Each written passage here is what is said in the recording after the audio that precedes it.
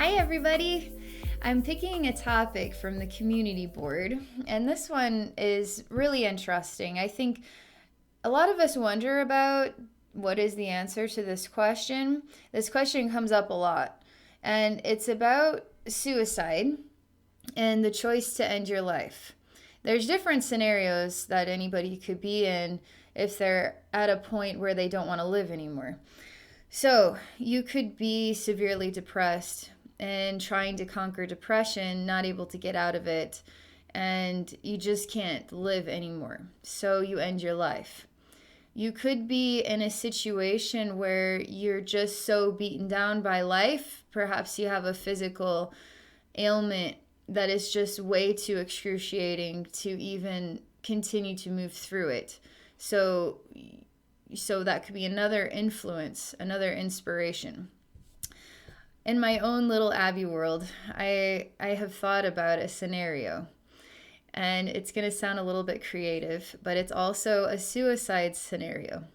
So, I imagine myself in the middle of the ocean, and either A, I can just keep bobbing out here for as long as I can, and hopefully somebody will find me and save me.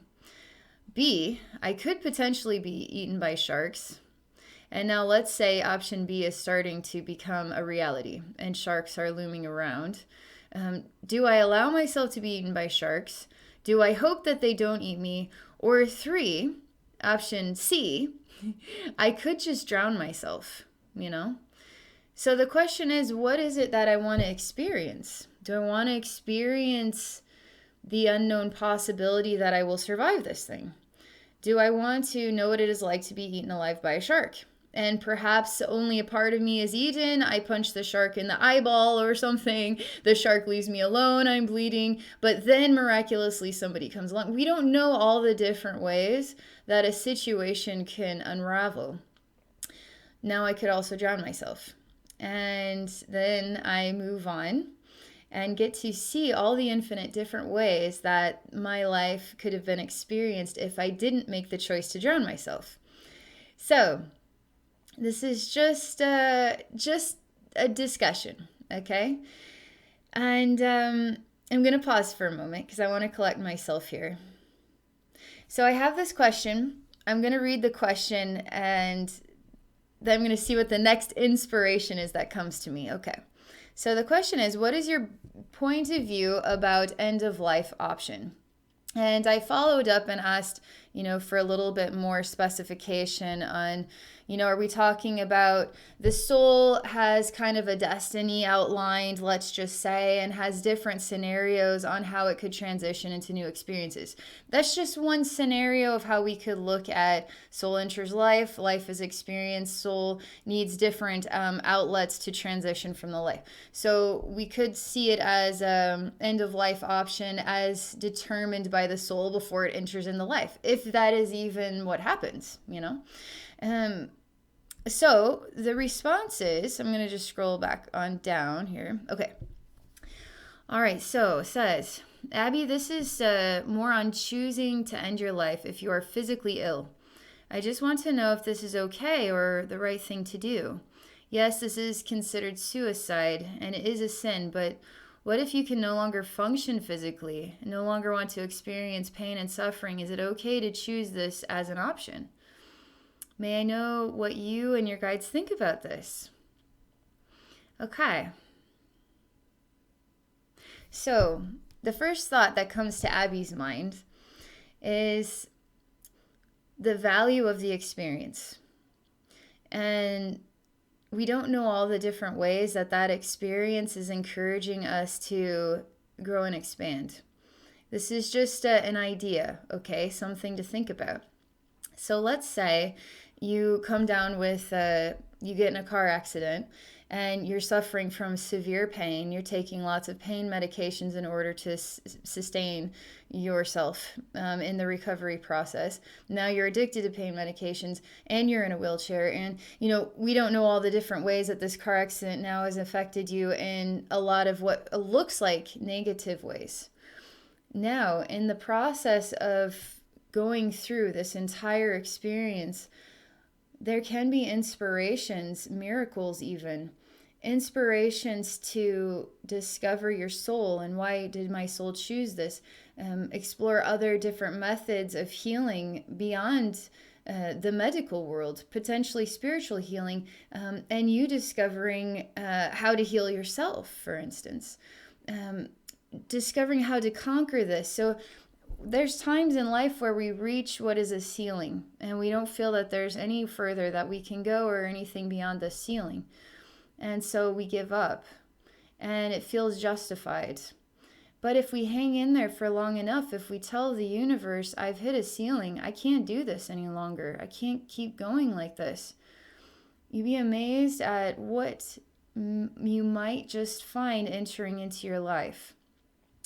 I'm a huge advocate of encouraging people to hang in there because life is full of surprises and you'll never know unless you see this one all the way through, unless you try to discover all the different avenues that you could take through the experience.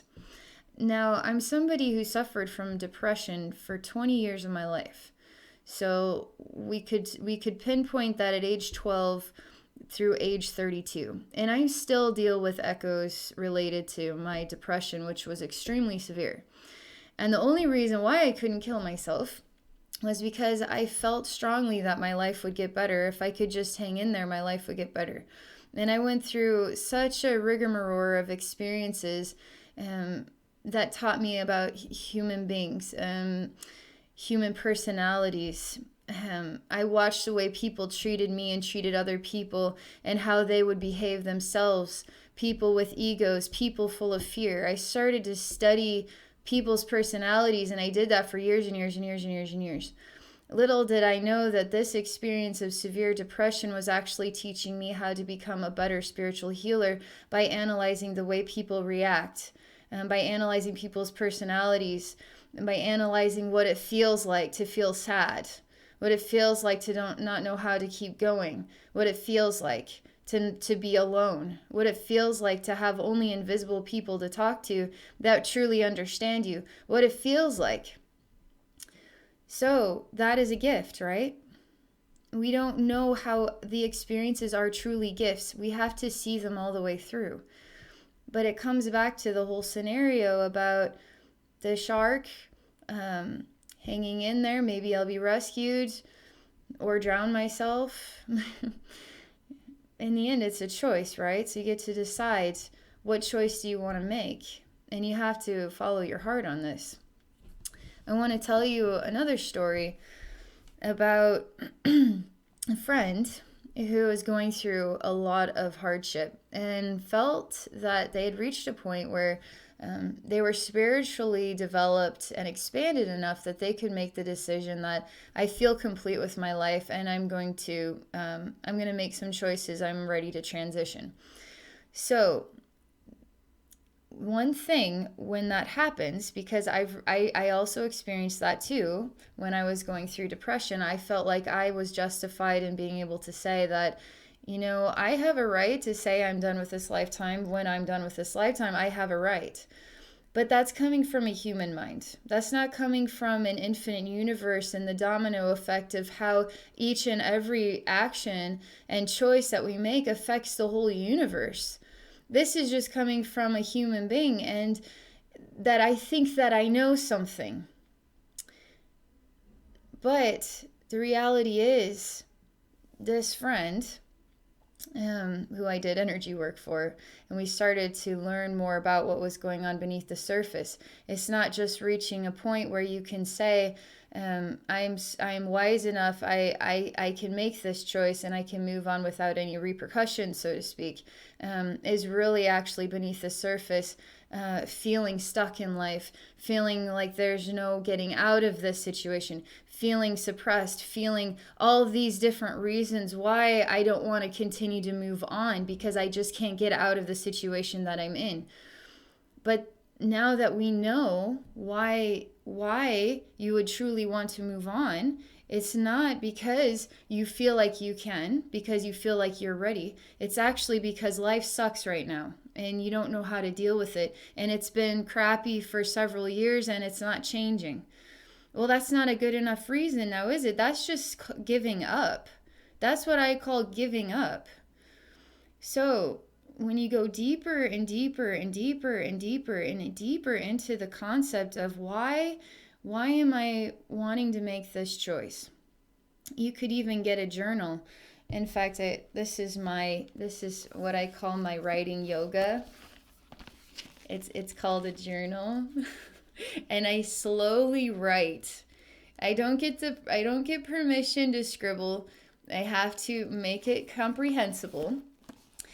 And one thing, in fact, I was writing about this morning, I asked myself the question, how do you feel today? And I answered it, well, I feel peaceful. I even drew a picture of what I was looking at in this peaceful experience, and I was writing about this. And I said, okay, so how do you feel today? So I asked myself this question again. And I was like, okay, well, I feel, and I started to instead of just saying that I feel peaceful, I started to discover, well, I feel stressful. I feel stressed out about these things. And then I said, well, how do you feel today? And I was like, okay, so I feel peaceful. I feel stressed out. I feel hopeful. I feel full of dreams that visions that bring joy to my heart, but also bring other stresses. And I asked myself this question several times, like 4 or 5 times, and I answered it, and then I answered it again, and then I answered it again, and then I answered it again, and I started to discover all the different ways that I could feel in a single moment. And the question is, what are all the different reasons why why anybody in the situation that feels that they are ready to make that choice to end their life, why do you want to commit suicide? So you answer this question, well, I want to commit suicide because I'm in severe pain. And I cry every single night, and it feels like there's no hope. I have to watch my family members feel bad because there's nothing they can do to take this away from me, and now I carry guilt. And so then you say it again. Well, why do you want to commit suicide?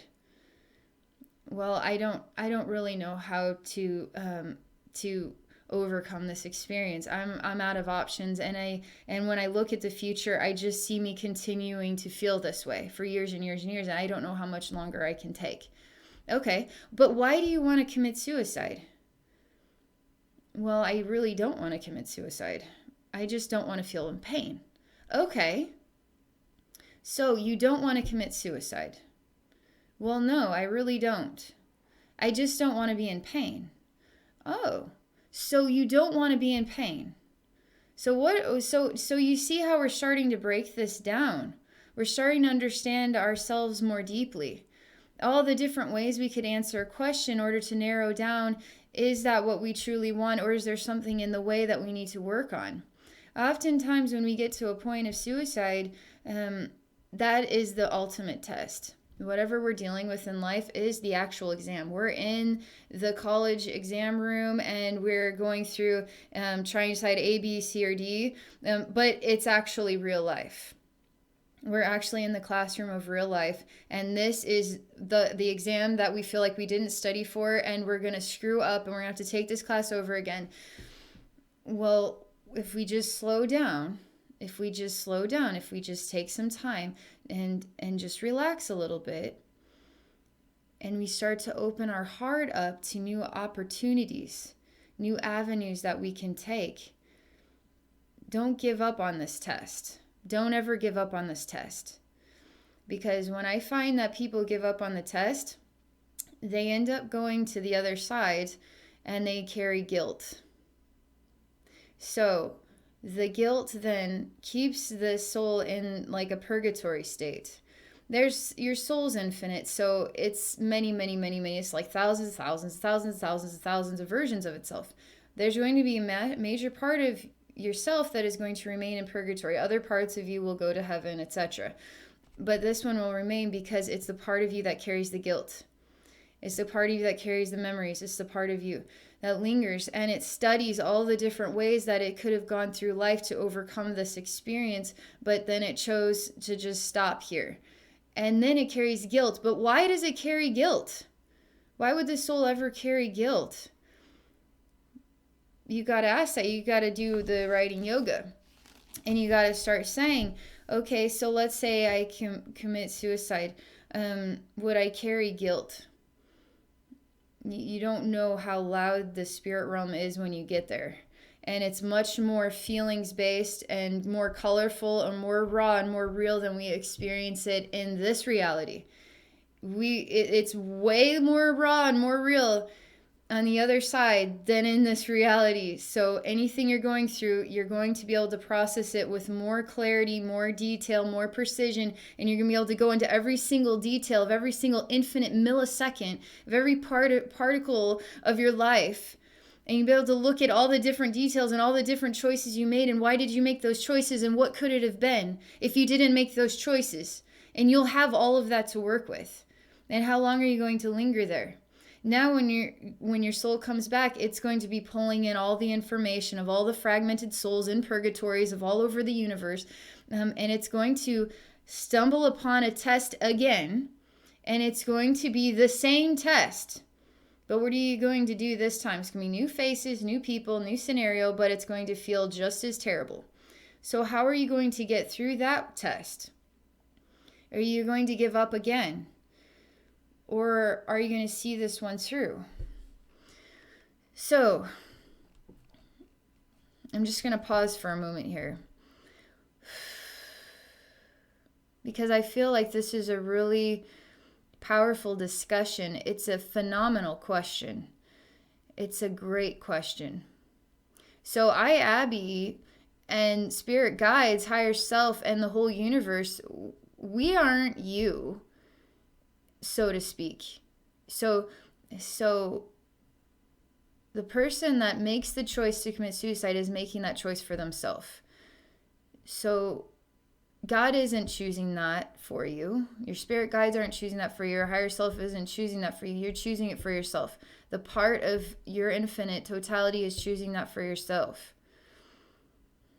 So you're going to be making that choice. So it's not for me to say that that's a good idea for you or that's a bad idea for you, but it is for me to reveal all the different perspectives that we can take a look at this conversation. And I'm a true advocate of don't ever give up, because there's so many people out here. Then there's different things. You don't even know all the different ways that you can get through this, that you can conquer this thing in ways you couldn't even fathom. All right, so I was going to channel my spirit guides as well on this because that is what you requested. And I want to thank you so much for the question. Because when I read that, it really stuck with me for a long time. And I thought a lot about it. And it just felt like a good day today to talk about the question. And I never really know what I'm going to be doing in each and every video. I just kind of go with how the wind carries me through the experience. So let me pause and let's see if it feels right for me to do some channeling on this one as well. Or maybe to make a part 2. All right, I think I'm going to make 2 videos. So here is Abbey, just a human being, just simply discussing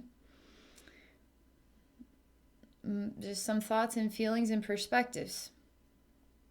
So I'm going to do another video and I'm going to channel the spirit realm, and we'll see what they say. So we'll see what they say in response, okay? This will be fun. All right, I want to thank you all for watching, and if any of you do need somebody to explore your spiritual atmosphere, explore your feelings, help you conquer what's going on deep down inside of you, I would be honored to help you in a psychic session. So if you want to connect with me, please visit me at my website at abbeynormalswisdomquest.com.